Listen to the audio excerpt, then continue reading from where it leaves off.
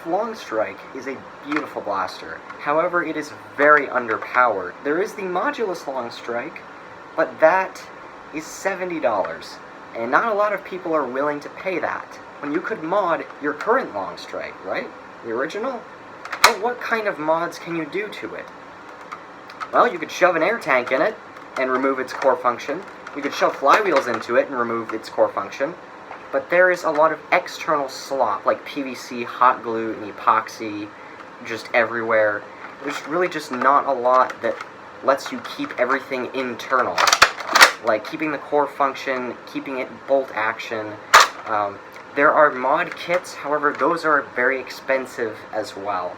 Really, the only thing you could do to this back in the day was remove the AR, maybe stretch the spring a little bit, and eventually you wound up breaking it. And I have a perfect example for that. Here is the assembly that came in my broken Longstrike, with the reverse plunger slamming forward a lot. Yeah. This eventually happens. Rips clean off the bolt sled, absolutely unfixable. Thankfully for me, I'm not the idiot that removed the AR before shipping it. Thanks a lot, dude. Very fragile stock internals. So, if the reverse plunger is the weak point in here, making it direct plunger could make it more durable and more powerful for sure. You could put retaliator internals in Longstrike, ultimately making it a modulus Longstrike, basically.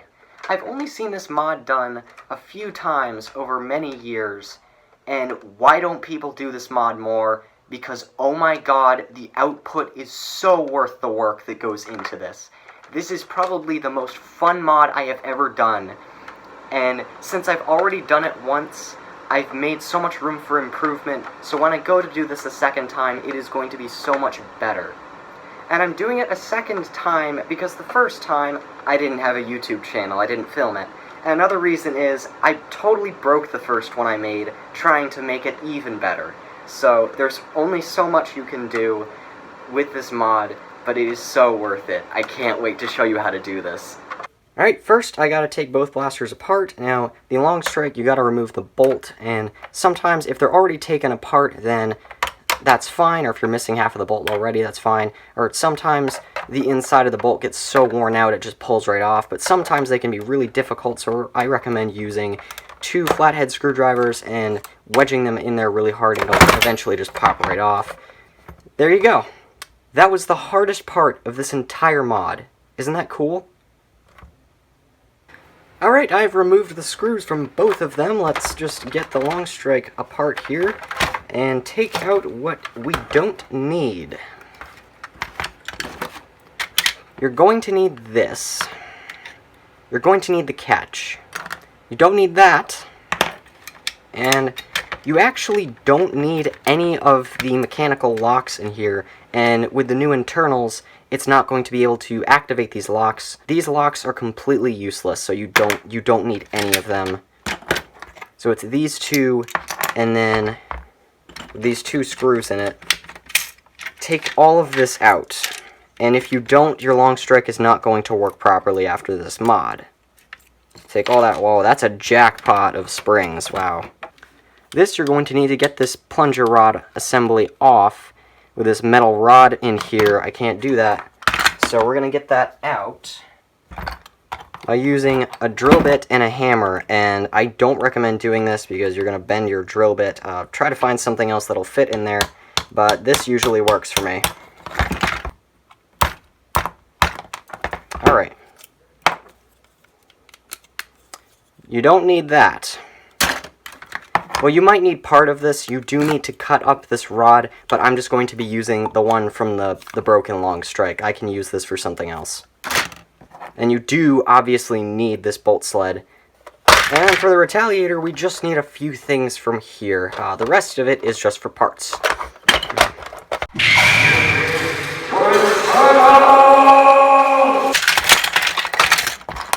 Okay, thank you. Have a good day. Goodbye.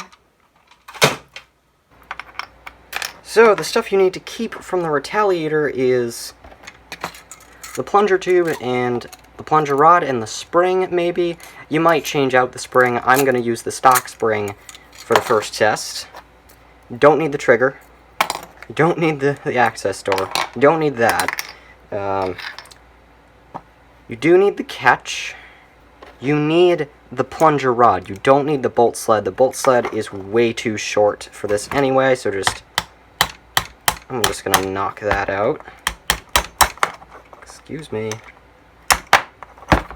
Whoa! You dare mock me? Get... How dare you? Yep. Now, before I do any of the shell work on the Longstrike shell that needs to be done to accommodate the new internals, I'm going to show you how to make the internals first. I do have the parts from the first time I did this mod, so these will serve well. This is the plunger rod and breech. You see I brassed that. That's where I went wrong. You can see I made it much longer. If you see here, there's a section that kind of stands out. You need to cut this off and add this section, which I will do right now. Alright, the piece that I need to add needs to be about 1 inch long. I'm going to cut this off, and the last time I cut these pieces off, I used my Dremel, but now I have a much better tool for this. It is a pipe cutter, and this allows for much cleaner cuts and way less sanding. I spent most of my hours sanding these parts down. Alright. Got that off. Alright, got that off. I wasn't the most precise with the pipe cutter. There is some sanding I need to do, but that is still a way cleaner cut. All of the pieces are ready. I left the AR intact in here because there's really no real reason to remove the AR from the Retaliator. So now to adhere these together, I'm going to use the good old-fashioned super glue. Super glue has held my old assembly together really well. It hasn't broken apart even under really heavy springs, so I imagine it's not going to collapse under the stock spring at all.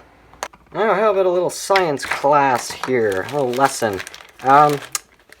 To speed up the adhering process and the drying process for this, I'm going to use some baking soda and completely make a mess of my workbench, but that's fine. That is going to make the super glue dry almost instantly, actually. Wow, oh gosh. Yeah, it's already dry. Alright, the next piece is the bolt sled. You're going to cut off most of this section here.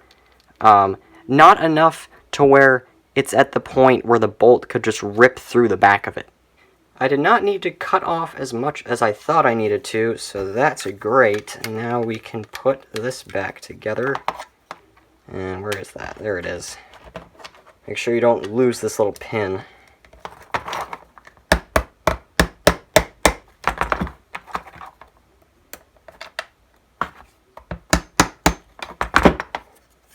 And there we go. Alright, the next piece is another easy one. It is the spring rest. This is made to accommodate the Longstrike spring. You want to make it so it can accommodate the Retaliator spring. I'm just going to use my old one so I don't have to remake it, but I took a flat piece of plastic and I made it into a circle so it would fit in here, and I cut enough space so it would fit a Retaliator style spring, but the rod would also fit through it. To keep the spring from getting in the way and catching on the rod, I made a cylinder that sits in here and it's reinforced with hot glue, so this spring is not going anywhere. And the last piece is the catch, and this is what's very likely to cause you some trouble.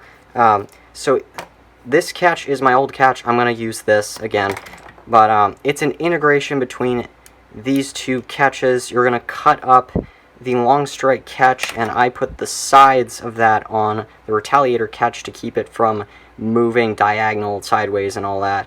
And you're going to need some pieces to put inside the shell for more support, but I will show that later when I do shell work.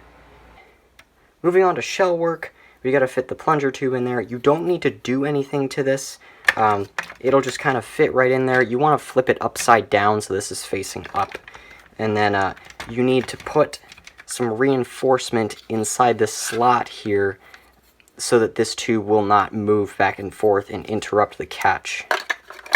A good way to measure where the support needs to be, you just take a Sharpie and you look at the post and go in front or behind the post like that on this part of the shell. So you've got marks there that'll tell you where those need to go. While you're going to need a lot of hot glue, just use some extra plastic as posts in there for the supports. Alright, there's the structure. I did that on the other side as well. And I remember saying you don't have to do anything to this. You actually might. This orange piece gets in the way. I just drilled mine down. It would not come off, so I just dremelled it down. I kind of cracked the plunger tube right in there, but it's not going to affect it. And then in here, in the plunger head, you might want to put a foam pad to serve as a plunger pad, but also to give this a little more travel just in case this is not long enough to help it catch. And speaking of the catch is the last thing that I need to do. If you have this piece finished already, you're almost done. So in here, I have a piece of the catch down in here,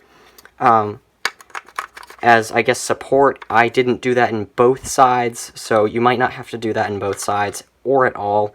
And then, you'll see here, the catch doesn't go down very far, and this is the only shell cutting you're going to need to do. You want to cut out the bottom of this right here. I'll come back and show you that. That is going to allow the catch to have way more travel and actually catch properly. Now I just have to do that to the other side. That is it. Let's put it back together and try it.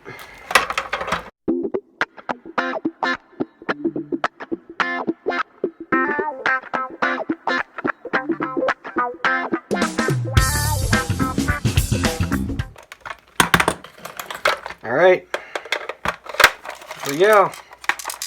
Ooh, there's something shaking around in there. Oh. It will not catch.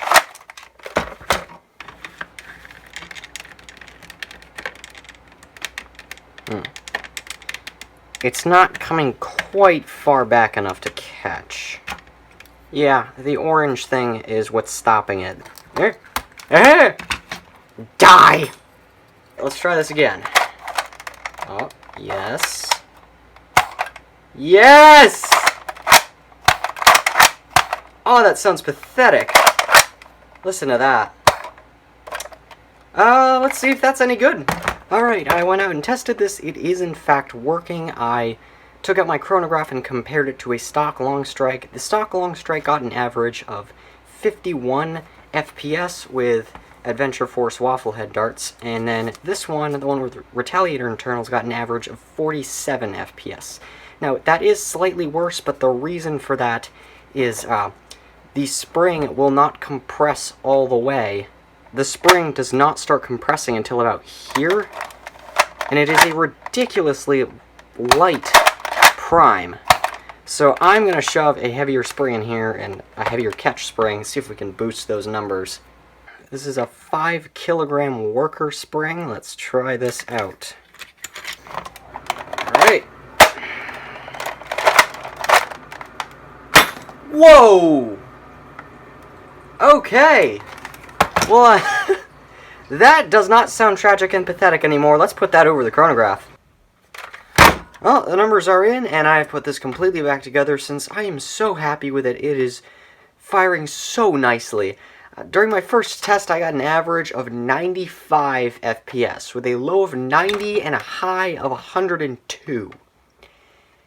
That's rival performance. And to make sure it wasn't just velocity, I took a shot for distance, and it almost cleared my yard. And if for some reason you don't believe me, watch this.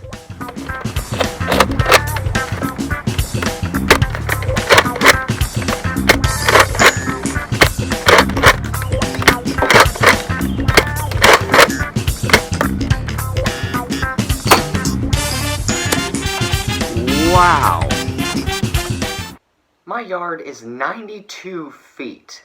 You do the math. The only way to get that kind of power out of the reverse plunger Longstrike was to get the heaviest frickin' spring you could find, and that would cause so much stress on the internals you had to prime it straight, and the only way to get it straight was using both hands, and that's no fun. With this one hand prime is totally preserved, it's fairly light, and it still has the air restrictor in there, making it an elite Longstrike. This mod took me 2 hours to make, and an hour to perfect it. So that's 3 hours. The first time I did this, it took me 3 days. Hopefully making a really in-depth tutorial like this will help you if you want to do this. I recommend it, definitely. It's so worth it. And I will see you later.